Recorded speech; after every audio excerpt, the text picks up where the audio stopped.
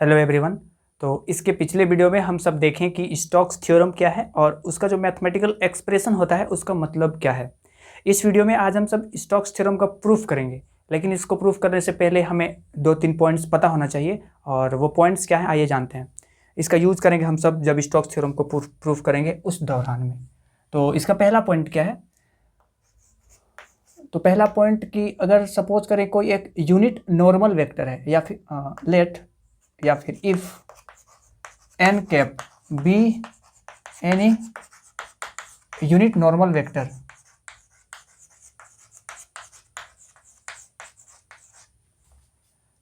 which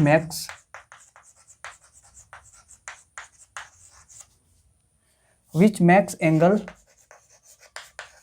alpha, beta and gamma with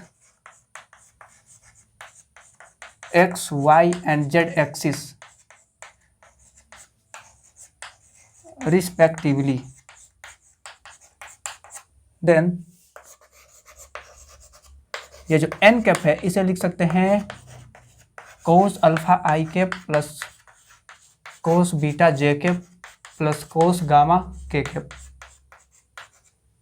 ये कैसे लिखे, तो बड़ा सिंपल है। सपोज करें कि एक्स वाई जेड एक्सिस में ये है एक्स एक्सिस, ये वाई और ये जेड, इस पे कोई एक वेक्टर यूनिट वेक्टर, ठीक है, वो इंक्लाइंड है जो एक्स एक्सिस के साथ अल्फा एंगल बना रहा, वाई एक्सिस के साथ बीटा एंगल और जेड एक्सिस के साथ गामा एंगल बना रहा।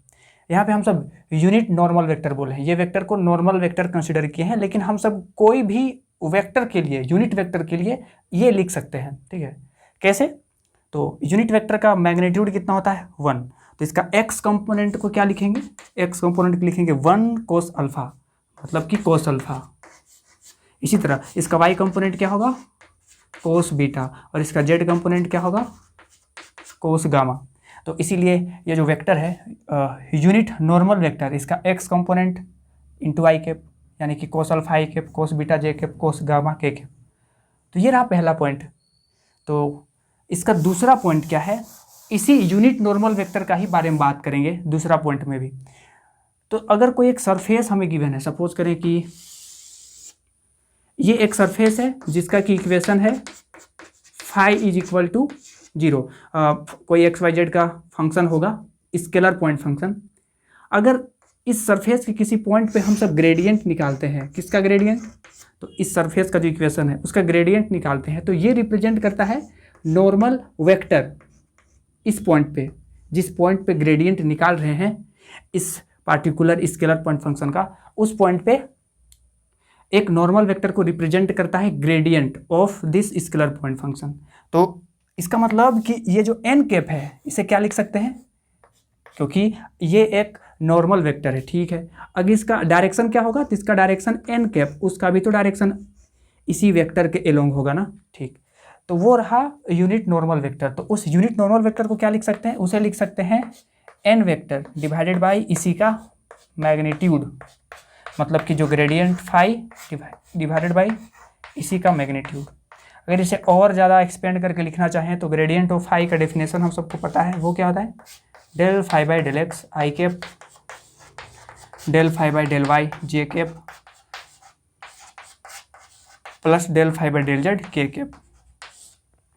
और सपोज करें कि इसका जो मैग्नीट्यूड है ग्रेडियंट ऑफ फाई का, अभी के लिए इसको ए कंसिडर कर रहे हैं इसका मैग्नीट्यूड को, तो एन कैप को ये भी लिख सकते हैं, एन कैप को ये भी लिख सकते हैं, और ये दोनों वेक्टर है। अगर दोनों इक्वल है तो दोनों को इक्वेट कर सकते हैं ना, तो दोनों को इक्वेट करेंगे तो कोस अल्फा को क्या लिख सकते हैं, कोस अल्फा को लिख सकते हैं 1/a into del phi by del x. इसी तरह कोस बीटा को क्या लिख सकते हैं, कोस बीटा को लिख सकते हैं 1/a into del phi by del Y,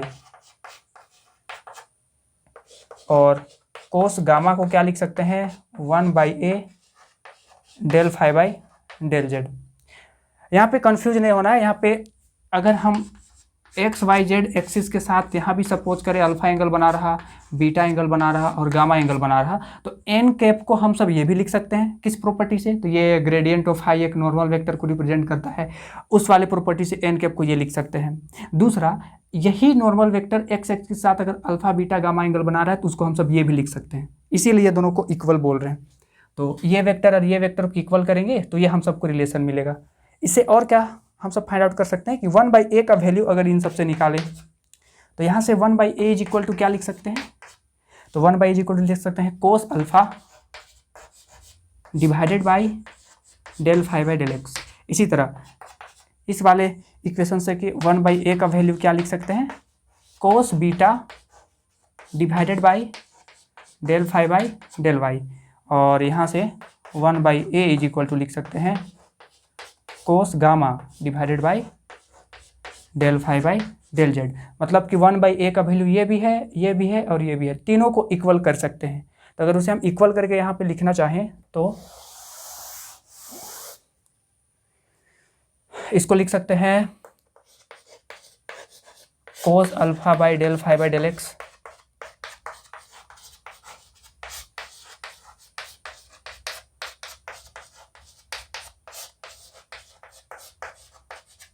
ठीक। तो यहाँ हमें एक दूसरा रिलेशन मिल रहा है, तो इसको भी हम सब याद करेंगे, ठीक है। ये अभी इसका यूज हम सब करेंगे स्टोक्स थ्योरम को प्रूफ करने में। तो ये क्या है, ये क्या रिप्रेजेंट कर रहा है, तो जो यूनिट नॉर्मल वेक्टर है ना उसका डायरेक्शन कोसाइन को ऐसा लिख सकते हैं। तो और ये कैसे आया, तो आप सब देखें कि ये सब कैसे आया। ये था सेकेंड पॉइंट। और इसका थर्ड पॉइंट क्या है जो हम सबको जानना है, तो ये थर्ड पॉइंट से आप सब हो सकता है फेमिलियर होंगे। ये था सेकेंड पॉइंट, ये था थर्ड पॉइंट, कि अगर कोई एक फंक्शन है जो एक्स वाई और जेड पे डिपेंडेंट है, मतलब कि वेरिएबल मल्टीपल वेरिएबल पे डिपेंडेंट कोई एक फंक्शन है, और अगर इसे हम पार्शियल डिफरेंशिएट कर रहे हैं किसी के रिस्पेक्ट में, भी सपोज करें वाई के रिस्पेक्ट में, तो इसको चेन रूल से कैसे प्रोसीड करेंगे इसमें, तो इसको लिखते हैं डेल एफ, यही वेक्टर है, सॉरी यही फंक्शन है जो कि एक्स वाई जेड पे डिपेंडेंट है। यहाँ पे नहीं लिख रहे हैं एक्स वाई जेड, अंडरस्टूड है कि एक्स वाई जेड का फंक्शन है। तो इसमें चेन रूल कैसे प्रोसीड करते हैं, तो इसे लिखते हैं del F by del x into del x by del y plus del F by del Y into del y by del y plus del F by del Z into del Z by del z, sorry del Z by del y, क्योंकि y के respect में कर रहे हैं ना, तो last में तो डेल वाई ही आने वाला है। तो इसको याद रखेंगे, इन तीनों पॉइंट्स का यूज करेंगे अभी हम सब, ठीक है, स्टोक्स थ्योरम को प्रूफ करने में। तो इसे आप सब लिख लें और चलिए चलते हैं स्टोक्स थ्योरम को प्रूफ करने में। तो स्टोक्स थ्योरम का एक्सप्रेशन क्या है, मैथमेटिकल एक्सप्रेशन, तो वो होता है line integration, close line integration किसका, वेक्टर पॉइंट फंक्शन का। सपोज करें अभी उस वेक्टर पॉइंट फंक्शन को एफ वेक्टर मान रहे हैं, equal to double integration over surface S, और ये सरफेस ओपन होगा और वो सरफेस बाउंड किसके द्वारा होगा, तो ये क्लोज्ड कर्व से बाउंडेड एक सरफेस होगा। उस सरफेस में क्या कर रहे हैं, तो ये जो कर्ल ऑफ एफ वेक्टर था इसका कंपोनेंट निकाल रहे हैं नॉर्मल यूनिट वेक्टर की ओर, यानी कि एरिया वेक्टर की ओर, और उसको ऐड कर दे रहे हैं पूरे सरफेस पे, ठीक है। तो इसे हम सबको प्रूफ करना है। तो इसको तो प्रूफ करने के लिए हमें इसे थोड़ा और सिंप्लीफाइड फॉर्म में लिखना पड़ेगा। कैसे, तो एफ वेक्टर कुछ कंसीडर करते हैं। तो सपोज करें कि जो एफ वेक्टर है और ये एक्स वाई जेड का फंक्शन होगा, क्योंकि ये एक वेक्टर पॉइंट फंक्शन है। तो इसका जो एक्स कंपोनेंट है सपोज करें वो f1 आई कैप है, इसका जो y कंपोनेंट है वो f2 है, और इसका जो z कंपोनेंट है वो f3 है। और ऑफ कोर्स ये f1 f2 f3 भी एक्स वाई जेड का फंक्शन होगा। और ये जो नॉर्मल वेक्टर है, नॉर्मल यूनिट वेक्टर, इसे लिख रहे हैं cos alpha i cap plus cos beta j cap plus cos gamma k cap, जहाँ पे अल्फा बीटा गामा क्या है, तो ये unit normal vector x y z axis के साथ अल्फा बीटा और गामा एंगल बना रहा है, तो हम सब यूनिट नॉर्मल वेक्टर को ये लिख सकते हैं। और ये डी आर वेक्टर तो सबको पता होगा, ये क्या होता है, D x i cap plus D Y j cap plus D Z k cap, ठीक है। तो लेफ्ट हैंड साइड को क्या लिख सकते हैं, तो लेफ्ट हैंड साइड को लिख सकते हैं एफ डॉट डी आर, मतलब कि f1 dx plus f2 dy plus f3 dz, ये राइट हैंड साइड को क्या लिख सकते हैं, तो पहले हमें कर्ल ऑफ एफ निकालना होगा और उसे फिर एन कैप से डॉट प्रोडक्ट करना पड़ेगा। तो एन कैप तो पता है हम लोग को, ये है। अब हमें कर्ल ऑफ एफ देखना है कि कर्ल ऑफ एफ क्या होता है। तो कर्ल ऑफ एफ पहले निकालें। तो कर्ल ऑफ एफ क्या होगा, ये होगा लाइन, आप सबको पता होगा कर्ल ऑफ एफ कैसे निकालते हैं, del by del x, del by del y, del by del z. ये रहा ऑपरेटर, डेल ऑपरेटर। और एफ वेक्टर का एक्स कंपोनेंट है F1, इसका y कंपोनेंट है F2 और इसका z कंपोनेंट है F3। अगर इसे हम सब सोल्व करें तो यही हमारा आंसर होगा कर्ल ऑफ f का। इसे हम सोल्व करते हैं। तो ये रहा कर्ल ऑफ f का वैल्यू। तो कर्ल ऑफ f हम सब निकाल चुके हैं। अब क्या करना है कि कर्ल ऑफ f को एन कैप के साथ डॉट प्रोडक्ट करना है और एन कैप ये रहा। तो अगर इन दोनों का डॉट प्रोडक्ट करें तो क्या होगा, कोस अल्फा आई कैप और कोस बीटा जे कैप, कोस गामा के कैप, और यहाँ पे रहा आई जे के का कंपोनेंट। मतलब आई की जगह क्या हो जाएगा, कोस अल्फा, और यहाँ पे कोस बीटा और यहाँ पे कोस गामा। तो इन दोनों का डॉट प्रोडक्ट करके हम सब डायरेक्टली यहाँ पे लिख रहे हैं। तो ये है curl of f dot n cap. ये जो curl of f dot n cap है, इन दोनों का डॉट प्रोडक्ट करके ये लिखे हैं इंटू डी एस, वहाँ पे इंटू डी एस है। तो ये जो स्टोक्स थ्योरम को लिखने का ये दूसरा तरीका हुआ एक्सपेंडेड फॉर्म में। इस तरह से हम सब इसे एक्सपेंड करके लिख सकते हैं। तो हम यहाँ पे क्या ऑब्जर्व कर रहे हैं कि अगर यहाँ पे हम सब F1 dx इसका अलग अलग कंपोनेंट को लिखना चाहें तो F1 dx को क्या लिख सकते हैं, इसे लिख सकते हैं। अगर यहाँ पे सब F1 टर्म वाला लिखें तो ये है एक F1 टर्म और ये है एक F1 टर्म। अगर इसको साथ में लिखना चाहें तो लिख सकते हैं del F1 by del Z into cos beta minus del F1 by del Y into cos gamma into d s. ठीक, ये लिख सकते हैं F1 dx को। सिमिलरली अगर हम सब F2 dy को क्या लिखें, तो F2 वाला टर्म यहाँ पे है और F2 वाला टर्म एक यहाँ पे है। तो इन दोनों को लिख रहे हैं। तो सबसे पहले प्लस वाला को लिखते हैं। तो ये हो जाएगा del F2 by del x into cos gamma minus, और यहाँ पे F2 कहाँ पे है, तो F2 यहाँ पे है। तो ये होगा del F2 by del Z into cos alpha into d s. इसी तरह अगर हम सब F3 डी जेड लिखें, F3 डी जेड, तो अभी क्या करना है, F3 टर्म को एक साथ में लिखते हैं। हो जाएगा del F3 by del Y into cos alpha minus यहाँ पे एक F3 है ना, तो हो जाएगा del F3 by del x into cos beta into d s. तो हम सबको ये तीन इक्वेशन सॉल्व करना पड़ेगा। हम सबका क्या यहाँ पे प्लानिंग क्या है कि सबसे पहले अब हम सबको ये प्रूफ करें, ये जो पहला इक्वेशन है, अगर हम सब पहले पहला इक्वेशन को प्रूफ करें, दूसरा इक्वेशन को प्रूफ करें और ये तीसरा इक्वेशन को प्रूफ करें, और अगर इन तीनों को ऐड कर देंगे ना तो ये मिल जाएगा। और अगर ये हम प्रूफ कर लिए तो मतलब स्टोक्स थ्योरम ही प्रूफ हो गया। ठीक, तो हम सबका टारगेट क्या है कि पहले इस इक्वेशन को प्रूफ करेंगे, लेफ्ट हैंड साइड और राइट हैंड साइड इक्वल दिखाएंगे। सिमिलरली ये इक्वेशन सोल्व करेंगे, फिर ये सोल्व करेंगे। अगर इन तीनों को सोल्व करेंगे और फिर इसको ऐड करेंगे तो हम सबका स्टोक्स थ्योरम प्रूफ हो जाएगा। लेकिन हम सब सिर्फ पहला वाला को प्रूफ करेंगे, सिर्फ पहला इक्वेशन को प्रूफ करेंगे, क्योंकि अगर सेकेंड थर्ड को प्रूफ करेंगे तो वो बहुत लंबा वीडियो हो जाएगा। एक्चुअली में अगर फर्स्ट को प्रूफ करेंगे ना तो सिमिलर वे में आप सब सेकेंड टू को खुद से कर सकते हो प्रूफ। ठीक है, तो पहले हम सब प्रूफ करते हैं ये F1 dx। और अगर एग्जाम में भी आता है तो आप सब एक को प्रूफ करना और लिख देना कि similarly this equal to this और दिस इक्वल टू दिस, और तीनों को फिर ऐड कर देंगे तो वो हम सबको मिल जाएगा। ठीक है, तो पहले क्या करते हैं, इस इक्वेशन को पहले प्रूफ करके देखते हैं। ये सबसे पहले हम सब इस इक्वेशन को सॉल्व करते हैं। ठीक है, तो इसको कैसे प्रोसीड करेंगे, तो पहले लेफ्ट हैंड साइड में देखें। सब हम इसको सोल्व करते हुए हम सब वो लाने का कोशिश करते हैं पहले लेफ्ट हैंड साइड को, कि ये जो F1 dx है इसे हम सब सोल्व करते करते इस तरह ये कुछ लाने का कोशिश करते हैं। तो आप सबको याद होगा कि जो हम सब वेक्टर लिए हैं वो वेक्टर क्या है, एक वेक्टर पॉइंट फंक्शन है। मतलब उसका जो एक्स वाई जेड तीनों कंपोनेंट होगा वो एक्स वाई जेड का फंक्शन होगा, मतलब ये भी एक्स वाई जेड का ही फंक्शन होगा। तो इसे क्या लिख सकते हैं, f1 जो कि x, y और z ये फंक्शन होगा, ठीक है। अब इसको आगे प्रोसीड करने से पहले सपोज करें कि जो जिस सरफेस पे हम सब स्टोक्स थ्योरम परफॉर्म कर रहे हैं वो सरफेस कुछ इस तरह का है, कुछ इस तरह का है, हेमीस्फीयर टाइप का।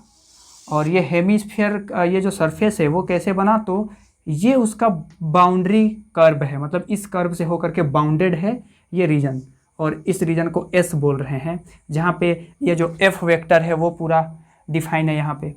अब कोई भी जो सरफेस होता है उसका इक्वेशन क्या होता है, उसका इक्वेशन होता है ax plus b y plus c z is equal to 0, इस टाइप का कुछ सरफेस का इक्वेशन होता है। तो अगर इसमें से अगर हम z इज इक्वल टू लिखना चाहें तो z इज इक्वल टू क्या लिखेंगे, minus A X minus B Y by C. तो आप सब देख सकते हो कि z जो है वो एक्स वाई का एक फंक्शन आ रहा है।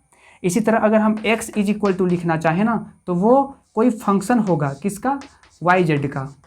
इसी तरह अगर हम y इज इक्वल टू लिखना चाहें तो कोई वो फंक्शन होगा किसका, एक्स वाई का, एक्स जेड का। इसी तरह अगर हम z इज इक्वल टू लिखना चाहें तो वो हो जाएगा कोई फंक्शन किसका, एक्स वाई का।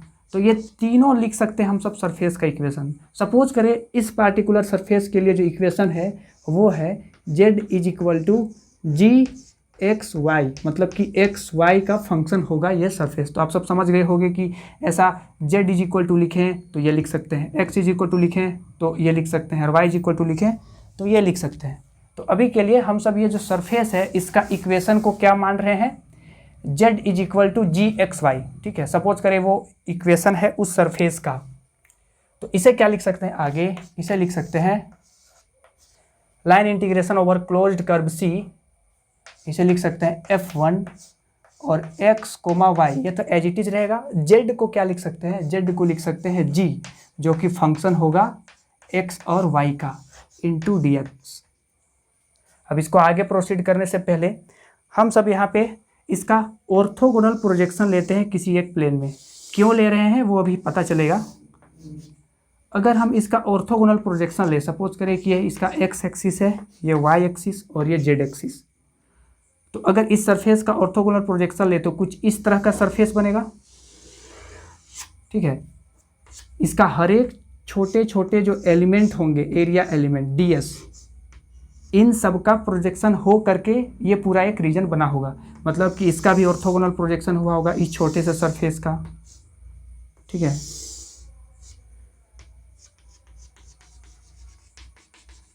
इस तरीके से हर एक छोटा छोटा ds का ऑर्थोगोनल प्रोजेक्ट हो करके ये एक रीजन बना। इस रीजन को R बोल रहे हैं, और ये जो कर्व से बाउंडेड है इस कर्व को C डैश बोल रहे हैं, ठीक। अब अगर आप सबको ग्रीन्स थ्योरम याद हो, अभी हम सब आएंगे कि इसका प्रोजेक्शन क्यों लेना पड़ा, ठीक है। तो सपोज करें आप सबको ग्रीन्स थ्योरम पढ़े होंगे, तो ग्रीन्स थ्योरम क्या होता है, तो ग्रीन्स थ्योरम था line integration of phi dx plus psi dy। इसे हम सब लिख सकते थे double integration over region R, और ये रीजन कैसे हुआ, तो जिस कर्व से होकर के वो रीजन बना था, इनटू इसको लिख सकते थे del psi by del x minus del phi by del Y into D x into D y. ये लिखते थे हम सब किसी एक प्लेन के लिए, ठीक है। अब यहाँ पे देखें आप सब, तो ये क्या है, ये एक फंक्शन है और ये dx, मतलब कि फाई dx टाइप का ये है, और यहाँ पे साई dy नहीं है, मतलब कि इसको लिख सकते हैं 0 dy, मतलब ये साई क्या है, 0 है, और ये पूरा क्या है, ये पूरा है फाई। तो क्या इसको ग्रीन्स थ्योरम के अकॉर्डिंग ऐसे में कुछ लिख सकते हैं, क्या लिख सकते हैं, इसमें क्या लिख सकते हैं, यहाँ पे लिखते हैं हम अकॉर्डिंग टू ग्रीन्स थ्योरम, इसे लिख सकते हैं डबल इंटीग्रेशन, यहाँ पे क्या पहले del phi by del x है तो वो तो 0 हो जाएगा क्योंकि यहाँ पे साई 0 है, minus del phi by del y, और फाई क्या है f1, तो इसको लिख सकते हैं डेल f1 जो कि x y और g जो कि अगेन x y का फंक्शन है, इसको हम सब y के रिस्पेक्ट में क्या कर रहे हैं, डिफ्रेंशिएट कर रहे हैं, into D x into D Y. तो इसको ऐसा लिख सकते हैं हम सब किसके अकॉर्डिंग, ग्रीन्स थ्योरम के अकॉर्डिंग, ठीक। तो यहाँ पे आप सब देखो, तो हम सब किस सरफेस पे ये डबल इंटीग्रेशन कर रहे हैं वो हम सब नहीं लिखे हैं, तो वो किसके किसके अलोंग कर रहे हैं, तो ये कर रहे हैं आर रीजन में। क्यों आर रीजन में कर रहे हैं, क्योंकि आप सब देख सकते हो यहाँ पे d x into D y है। तो d x into D y कैसे होगा, तो जब तक इसका प्रोजेक्शन नहीं लेंगे तो d x into D y नहीं बोल सकते ना। तो एक प्लेन में इसका हम सब प्रोजेक्शन लिए हैं इस सरफेस का एक्स वाई प्लेन में, इसीलिए हम सब क्या कर रहे हैं, इसको आर रीजन में भी इवेलुएट कर रहे हैं। ठीक है, तो इसको आगे और क्या लिख सकते हैं, तो अगर ये माइनस साइन को बाहर हम सब निकालें और ये आर रीजन के लिए परफॉर्म कर रहे हैं, ये हो जाएगा। तो आप सब फिर से यहाँ पे देखो, तो f1 क्या है, एक्स वाई और मतलब बहुत सारे पॉइंट पे डिपेंडेंट एक फंक्शन है। तो इसका चेन रूल कैसे प्रोसीड करेंगे, तो इसको लिख सकते हैं del f1 by del x into del x by del y plus del f1 by del Y into del y by del y plus del f1 by del Z into del ji by del y. यह कैसे लिखें, तो आप सब देख सकते हो हम सब यहाँ पे z is equal to ji x Y मान रखे हैं ना। तो अगर हम यहाँ पे del Z by del Y निकालें तो ये इक्वल हो जाएगा del ji by del Y के, होगा ना। तो इसीलिए यहाँ पे del Z by del Y लिखते हैं, लेकिन उसको जेड, क्योंकि del Z by del Y को del ji by del Y भी लिख सकते हैं, तो वो हम सब यहाँ पे लिख चुके हैं। Into D x into D y. अब ये हम सब का जीरो हो जाएगा, क्यों, क्योंकि आप सब देख सकते हो ये तो जीरो नहीं होगा, क्योंकि इसको f1 को x के रिस्पेक्ट में डिफ्रेंशिएट कर रहे हैं, और यहाँ पे f1 तो x y z सबका फंक्शन है।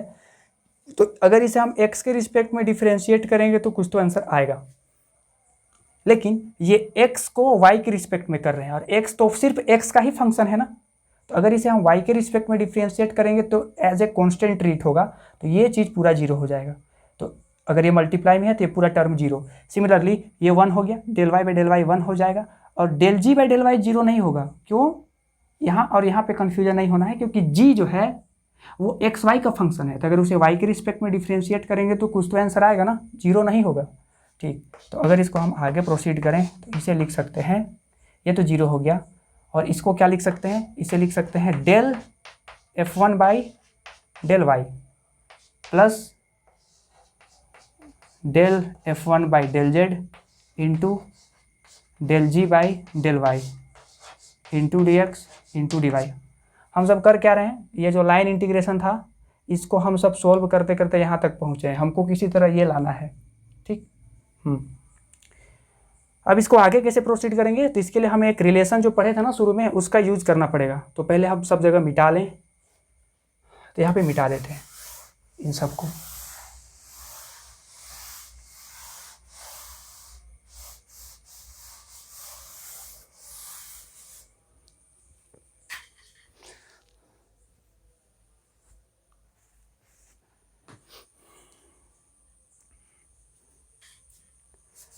तो आप सबको याद होगा हम सब एक रिलेशन लिखे थे, क्या, cos alpha by del phi by del x, और फाई क्या था, फाई था उस सरफेस का इक्वेशन, और इस सरफेस का इक्वेशन क्या है, तो इस सरफेस का इक्वेशन है जेड माइनस जी जो कि एक्स वाई का फंक्शन है इक्वल टू जीरो। अगर जी एक्स वाई को लेफ्ट हैंड साइड में ले आएंगे तो ये होगा। इसको और क्या लिख सकते हैं, या फिर इसको ऐसे भी लिख सकते हैं, इसे लिख सकते हैं जी जो कि फंक्शन है एक्स वाई का minus z is equal to zero, ये भी लिख सकते हैं। तो इसका हम सबको क्या करना है, पार्शियल डिफरेंशिएशन करना है। तो अगर इसे हम सबसे पहले किससे, पहले इसको पूरा लिखते हैं जी माइनस जेड, इसको सबसे पहले एक्स के रिस्पेक्ट में पार्शियल डिफरेंशिएट करना है। इसे इक्वल टू लिख सकते हैं cos beta divided by del G जो कि एक्स वाई का फंक्शन है again divided by del Y equal to, इसको अगेन लिख सकते हैं cos gamma divided by del G जो कि एक्स वाई का फंक्शन है minus Z divided by del Z. अगर यहाँ पे कोई एक ये सरफेस का यूनिट नॉर्मल वेक्टर सपोज करे इस ओर है जो कि एक्स वाई जेड एक्सिस के साथ हम सब का अल्फा बीटा और गामा एंगल बना रहा है, तो हम सब ऐसा लिख सकते हैं ना। ठीक, इसको और आगे क्या लिख सकते हैं, तो इसको लिख सकते हैं कोस अल्फा डिवाइडेड बाई, अब यहाँ पे देखें आप सब, तो अगर हम g को डिफ्रेंशिएट करेंगे x के रिस्पेक्ट में तो वो होगा del ji by del x, और z के रिस्पेक्ट में करेंगे तो वो 0 हो जाएगा, इक्वल टू कोस बीटा। अब यहाँ पे इसी तरह del Z by del y तो 0 हो जाएगा, बचेगा क्या, del ji by del y, क्योंकि g एक्स वाई का फंक्शन है तो ये हो जाएगा del ji by del Y equal to, यहाँ पे देखें तो g जो है वो एक्स वाई का फंक्शन है, अगर उसे z के रिस्पेक्ट में डिफ्रेंशिएट करेंगे तो 0 हो जाएगा, और del Z by del z क्या हो जाएगा -1, तो इसको लिख सकते हैं कोस गामा डिवाइडेड बाई -1। तो ये रिलेशन हम सबका आया। डायरेक्शन कोसाइन, किसका डायरेक्शन कोसाइन है, तो उस नॉर्मल यूनिट वेक्टर का डायरेक्शन कोसाइन है इस सरफेस पे, ठीक है। तो ये रिलेशन हम सबका आया। अब हम सब क्या करना चाहते हैं, आप सब देख सकते हो यहाँ पे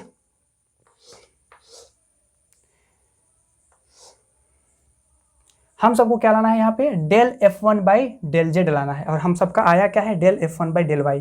तो क्या इसे ऐसा लिख सकते हैं ना, del F1 by del Z into del Z by del Y, ऐसा लिख सकते हैं चेन रूल से, क्योंकि del Z by del Z cancel होकर ultimately del F by del Y हुई तो आएगा ना, प्लस यहाँ पे क्या है, तो यहाँ पे है del F1 by del y, तो इसको ऐसा लिखते हैं, इसको लिखते हैं del F1 by del y, और ये है del ji by del z, del ji by del Z into D x into D y, ठीक।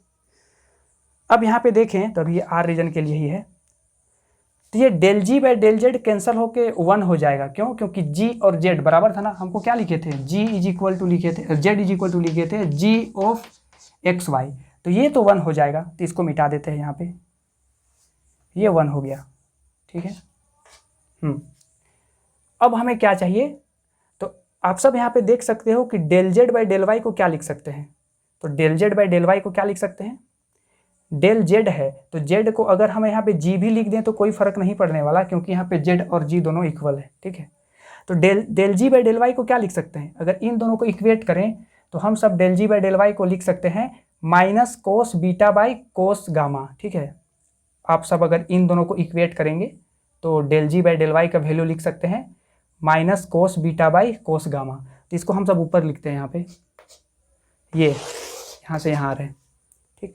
तो इसको लिख सकते हैं minus double integration over region R, और यहाँ पे है del F1 by del Z, और del ji by del Y को क्या लिख रहे हैं, इस रिलेशन से लिख रहे हैं minus cos beta by cos gamma, ठीक है, plus del F1 by del Y को एज इट इज लिख रहे हैं, क्योंकि आप सब देख सकते हो हमें del F1 by del Y ही लाना है, ठीक है, del F1 by del Y लाना है, और हम सबका del F1 by del Y है। अब ये कोस गामा है तो वो आ जाएगा, इसे लिखते हैं del F1 by del Y into D x into D Y. तो ये समझ में आया, ठीक। अब आगे ये सब मिटा देते हैं,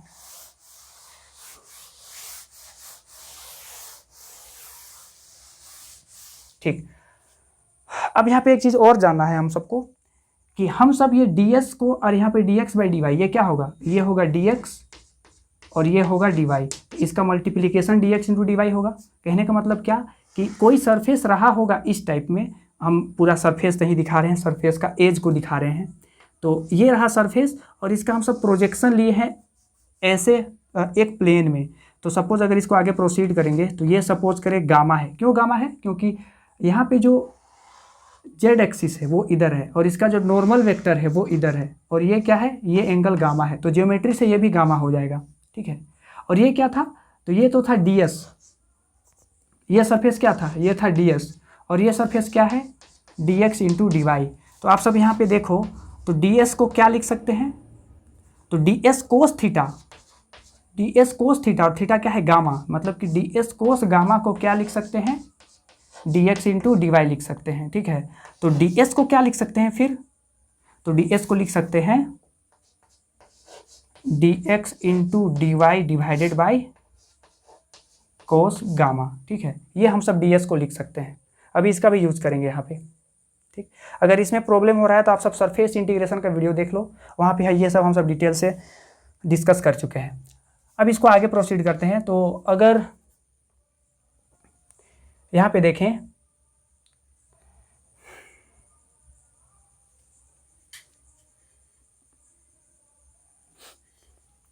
तो अगर यहाँ से माइनस साइन कॉमन निकाल देते हो क्या होगा, वो प्लस बन जाएगा और इसको लिख सकते हैं डबल इंटीग्रेशन ओवर, अभी यहाँ पे रीजन नहीं लिख रहे हैं क्योंकि इसको एस लिखने वाले हैं, कैसे उसको देखेंगे। तो ये हो जाएगा del F by del Z और ये हो जाएगा कोस बीटा, और अगर ये कोस गामा को एलसीएम लेके आगे प्रोसीड करें तो ये हो जाएगा del F one by del Y into cos gamma into D X D Y divided by cos gamma, क्योंकि यहाँ पे कोस गामा एलसीएम लिए थे ना, तो कोस गामा नीचे आएगा। आप सबको आई होप समझ में आ रहा हो। इक्वल टू, अब इसे आगे क्या लिख सकते हैं, तो आप सब ध्यान से देखो, तो ये क्या है, D X D Y divided by cos gamma, ये क्या है, डी एस है।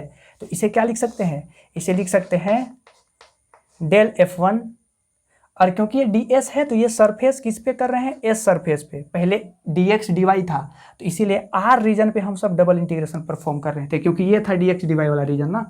अभी ये डी एस बन गया, तो डी एस बन गया तो ये किस सरफेस के लिए है, एस सरफेस के लिए, जो पहले वाला था। डी एस सरफेस के करस्पॉन्डिंग ये सरफेस है और D X D Y element के करस्पॉन्डिंग आर सरफेस है, इसीलिए पहले डी एक्स डी वाई था तो आर रीजन पे हम सब डबल इंटीग्रेशन परफॉर्म कर रहे थे। और अभी क्योंकि ये डी एस बन गया इस रीजन के अकॉर्डिंग, तो ये डी एस बन गया तो अब इसे एस सरफेस पे डबल इंटीग्रेशन इवेलुएट कर रहे हैं, ठीक है। तो अब यहाँ पे एस लिखना होगा। तो ये किसको सोल्व करके आ रहा है, आप सब ध्यान रखते जाओ, इसको सोल्व करके आ रहा है। हम सब क्या निकाल रहे हैं, हम सब इसको F1 dr, ठीक है, F1 डॉट dr, इसको सोल्व करते करते हम सब ये लाए हैं।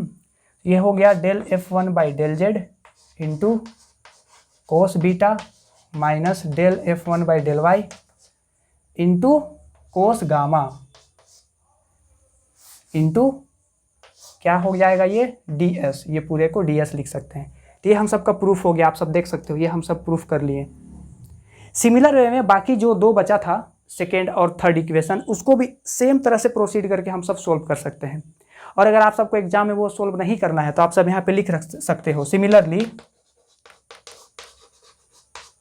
सिमिलरली जो सेकेंड इक्वेशन था और थर्ड इक्वेशन था उसको लिख के प्रूफ कर दोगे, ठीक है।